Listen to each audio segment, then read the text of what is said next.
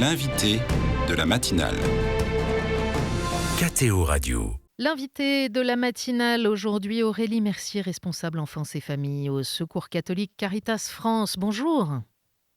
Bonjour. Merci d'être avec nous cette semaine. Le Secours catholique publie son rapport sur l'état de la pauvreté en France en 2023. Un rapport qu'on retrouve chaque année, qui est fondé sur un appareil assez unique de remontée statistique fourni par tous les bénévoles de l'association.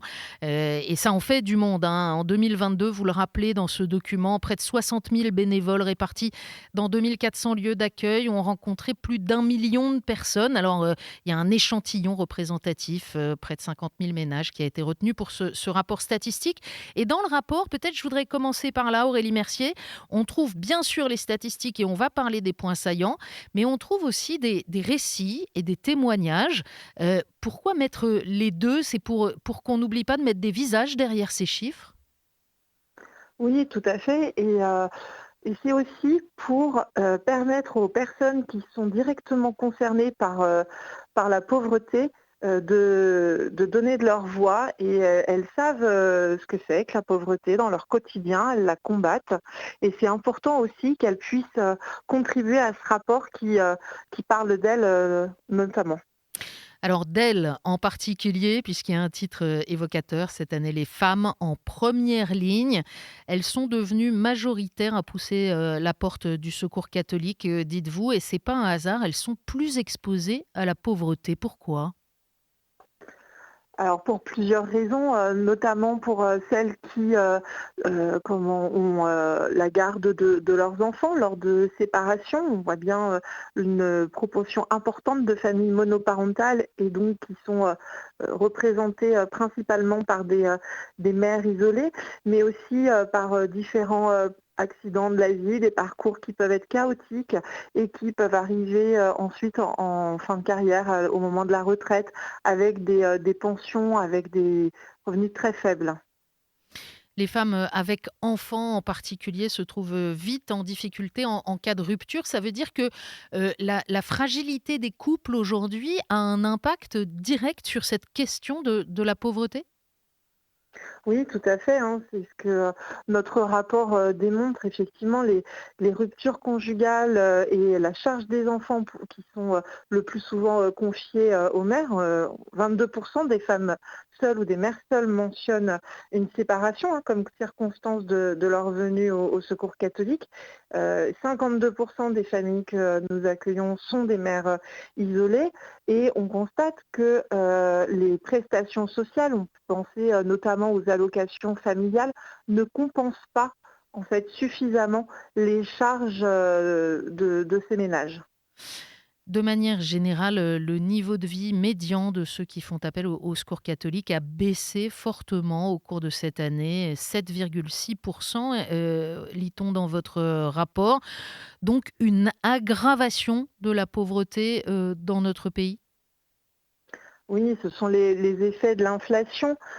Tout le monde a pu constater en faisant ses courses l'augmentation de son panier, l'augmentation de sa facture d'énergie, etc. Quand on a déjà un revenu très faible, c'est d'autant plus impactant. Effectivement, cette baisse du revenu médian des personnes que l'on a accueillies l'année dernière, il est de 40 euros par mois en moins. 40 euros quand on a déjà un revenu très insuffisant, c'est énorme. Et ça ne permet pas de faire face au quotidien et ça ne permet pas non plus d'accueillir des imprévus, que ce soit une machine à laver qui tombe en panne, que ce soit une voiture qui tombe en panne, etc. Et très vite, ça vous met en grande difficulté. Ça veut dire aussi que, de manière générale, vous constatez ce que disent d'autres instituts statistiques comme l'INSEE, que la pauvreté s'aggravant, de plus en plus de Français renoncent à un certain nombre de choses. Je pense aux soins médicaux, par exemple. Oui, tout à fait. Alors, ces personnes qui, effectivement, voient leur budget disponible se réduire vont d'abord se priver de choses qui sont invisibles par la société. Par exemple, les loisirs, les transports, ça peut être aussi le chauffage, mais aussi des relations sociales. On va moins inviter, on va moins aussi chez les gens parce qu'on n'a pas les moyens d'offrir la petite fleur qui va bien. Et puis, bien sûr, on va aussi diminuer son panier de courses et donc se priver aussi en nourriture. Ce qui est fou tout de même, c'est que non seulement la pauvreté augmente, mais vous dites 95 de ceux que vous rencontrez vivent sous le seuil de pauvreté. Les trois quarts vivent en situation d'extrême pauvreté. On parle bien aujourd'hui en France, en 2023. Oui, tout à fait. Ce qu'on constate, c'est que aujourd'hui, être pauvre, c'est de plus en plus difficile pour s'en sortir, notamment par cet effet de l'inflation et de la stagnation en fait des minima sociaux. Et même quand on est en emploi, notamment je pense à toutes les personnes qui sont en emploi précaire avec des CDD, avec des horaires non complet, du temps partiel subi, et c'est à peu près 60% des personnes qui sont en emploi que nous rencontrons, ça ne permet pas de sortir de la pauvreté. Et donc, effectivement, on a besoin de coups d'accélérateur, en tout cas de mesures qui permettent à ces personnes de sortir durablement de la pauvreté. Et en même temps, on voit dans le rapport un autre aspect, c'est que les prestations sociales, elles existent en France. Il y a tout de même beaucoup de dispositifs. Et en même temps, elles ne touchent pas forcément leur cible. Plus d'un tiers des personnes qui sont éligibles au RSA ne l'ont pas perçu en 2022. Oui, alors effectivement, le non-recours est un facteur important en France. Alors, ça peut s'expliquer par différentes raisons, à la fois les démarches administratives qui sont complexes. Alors, on espère que les expérimentations autour des territoires zéro non-recours permettent effectivement à ces personnes de pouvoir y prétendre beaucoup mieux. Et puis, il y a aussi un discours très stigmatisant vis-à-vis des personnes qui perçoivent des minima sociaux. On pense notamment au RSA avec les sanctions qui sont prévues dans la nouvelle loi. Et donc, cette stigmatisation, est-ce qu'elle n'empêche pas aussi des personnes d'aller prétendre à ce droit? Vous faites un certain nombre de propositions après ces constats, de demandes même, on pourrait dire, pour que la société reconnaisse mieux les contributions de chacun et notamment vous vous élevez contre l'expression d'inactif en disant que c'est une terminologie qui est stigmatisante et qui finalement n'aide personne. Oui, complètement. Et puis en plus, dans les faits, très concrètement, ces personnes soi-disant inactives sont très actives. Elles sont actives, que ce soit au sein de leur famille, parce qu'elles vont accompagner un proche aidant, que ce soit un parent âgé, un parent malade ou un enfant en situation de handicap, mais aussi elles sont très actives au sein de la société. Je pense notamment soit à travers l'école de leurs enfants, de leur village.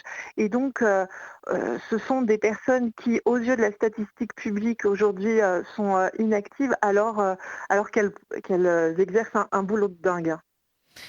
Donc il faudrait reconnaître et valoriser ces activités invisibles et qui pourtant font aussi le tissu social, le lien de nos sociétés. Oui, oui, complètement.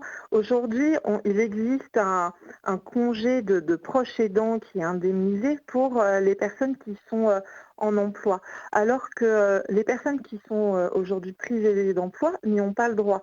Alors, pour le coup,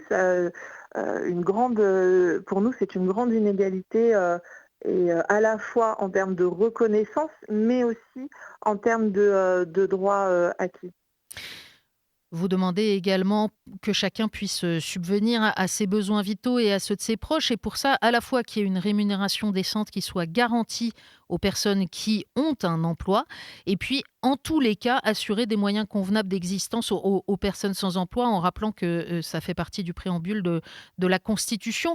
Au-delà du vœu que vous exprimez en écrivant ça, qu'est-ce que vous voudriez faire bouger concrètement? Concrètement, c'est d'indexer les minima sociaux sur le SMIC et de revaloriser et d'étendre également le RSA. Pourquoi? Eh bien, c'est pour permettre à minima à tout adulte qui est en situation régulière de sortir de cette extrême pauvreté dont nous parlions tout à l'heure. Aujourd'hui, on constate que le RSA a décroché par rapport au SMIC. Il ne représente plus que 40% du SMIC, alors que quand le RMI a été créé, il représentait 50%. Donc on voit bien un décrochage de ce minima et il nous semble important qu'il puisse être de nouveau indexé et en tout cas revalorisé pour permettre aux personnes qui en bénéficient de vivre dans de meilleures conditions qu'aujourd'hui. Mais est-ce que c'est par des aides et par des prestations publiques qu'on peut résoudre ces questions? J'hésite à ressortir l'expression malheureusement célèbre du pognon de dingue, mais c'est vrai qu'on a le sentiment que beaucoup de dispositifs existent déjà dans notre pays. Comment ça se fait que le filet fonctionne aussi mal pour amortir ceux qui sont en difficulté, les empêcher de tomber? Aujourd'hui, on voit bien qu'il y a plusieurs trous dans la raquette. À la fois, le montant des minima sociaux n'est pas suffisant pour faire face à l'inflation. Voilà, on a vu des prix qui ont augmenté et des minima sociaux qui étaient stagnants. Et donc, mathématiquement, vous voyez bien que quand vos charges augmentent, mais que vos ressources, elles restent stagnes, à un moment donné, il y a un souci, ça fait un effet ciseau et vous ne pouvez pas joindre les deux bouts. Et puis, si seulement l'emploi permettait effectivement de sortir durablement de la pauvreté, j'ai envie de dire, ça se saurait. On voit bien que parmi les personnes, comme je vous disais tout à l'heure, qui sont en emploi, celles qui sont en emploi précaire, que ce soit en CDD ou en temps partiel subi, n'ont pas de ressources mensuelles suffisantes pour vivre convenablement. Et donc, ce qu'on souhaite, c'est qu'il y ait à la fois cette augmentation des minima sociaux et pour les personnes qui sont en emploi, une augmentation de leur salaire.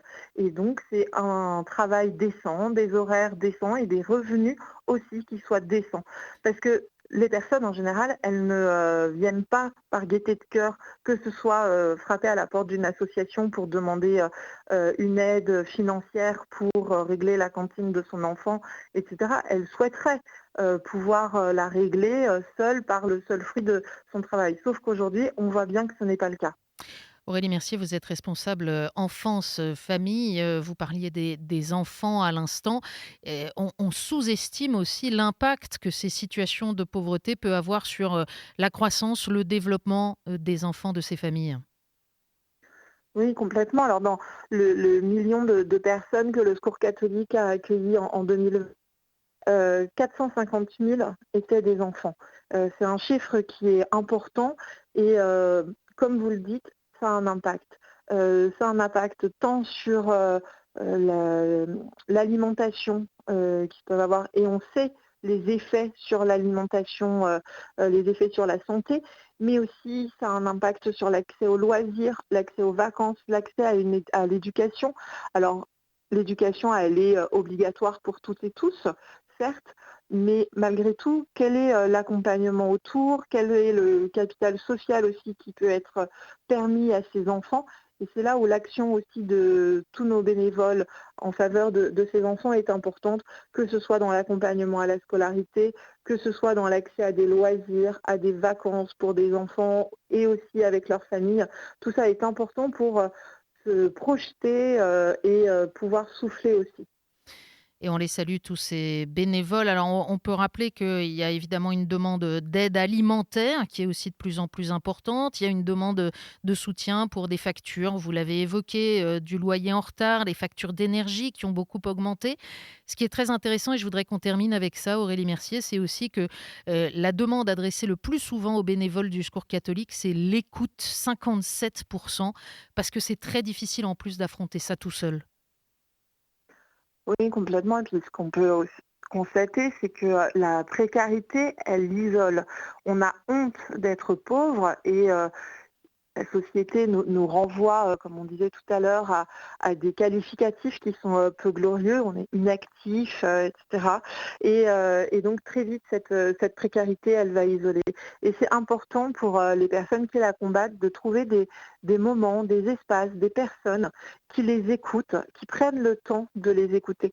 Moi, je me rappelle de Solange qui me disait, au Secours catholique, ce qui est incroyable, c'est que la personne qui m'écoute, elle n'est pas payée pour ça. Elle prend du temps pour être là avec moi et écouter mes difficultés, m'aider à les affronter. Voilà, et donc c'est effectivement un moment qui est précieux pour elle, pour qu'elle puisse se sentir moins seule. Merci pour tout ça et merci d'être venu ce matin nous expliquer ce rapport sur l'état de la pauvreté en France en 2023. Aurélie Mercier, je vous souhaite une très bonne journée. Merci, vous aussi.